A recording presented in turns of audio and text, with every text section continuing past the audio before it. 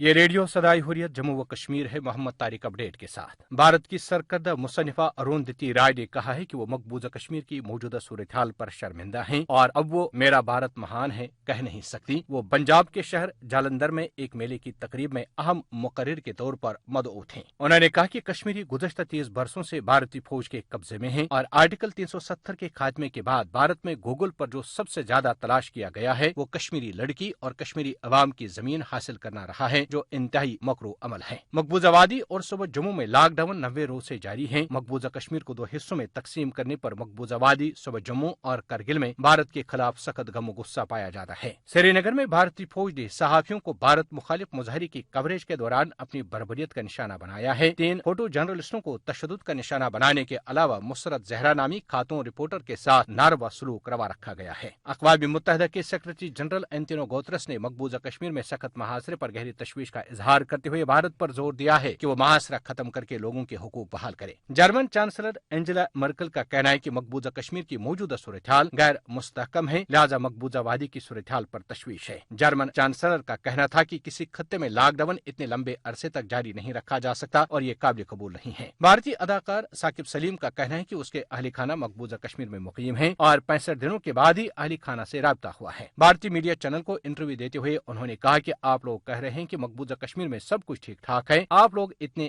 غیر سنجیدہ کیسے ہو سکتے ہیں؟ اپڈیٹ ختم ہوا۔ بھارتی حکومت کے 5 اگست کے غیر جمہوری اقدام کے بعد لگائی گئی سخت پابندیوں سے کشمیر کا ہر شہری معاشی، سیاسی اور سماجی طور بے حد متاثر ہوا ہے، لیکن نریندر مودی حکومت کا دعویٰ ہے کہ اس کا 5 اگست کا یہ اقدام کشمیریوں کی سیاسی اور معاشی خوشحالی کے لیے کیا گیا۔ بی بی سی کے نامہ نگار نے ڈل جھیل میں ہاؤس بوٹ مالکان اور دیگر کاروباری افراد سے یہ جاننے کی کوشش کی کہ 5 اگست کے اقدام سے ان کی کاروباری سرگرمیوں پر کیا اثرات پڑے ہیں۔ سماعت فرمائیے بی بی سی کی اس حوالے سے یہ رپورٹ۔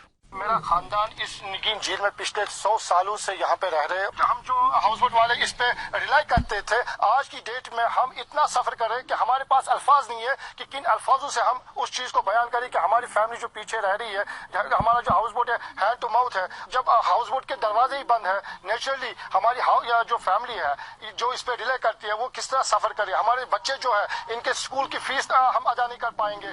5 اگست سے لے کے آج تک کوئی نماز پڑھنے کی اجازت نہیں دی گئی۔ یہ تھی بی بی سی کی ڈل جھیل میں ہاؤس بوٹ کے کاروبار سے منسلک کاروباری لوگوں سے گفتگو کے حوالے سے رپورٹ۔ کاروباری افراد کا کہنا ہے کہ 5 اگست کے اقدام سے کشمیر میں ہاؤس بوٹ کے کاروبار سے منسلک کشمیریوں کو معاشی طور ناقابل تلافی نقصان کا سامنا کرنا پڑ رہا ہے۔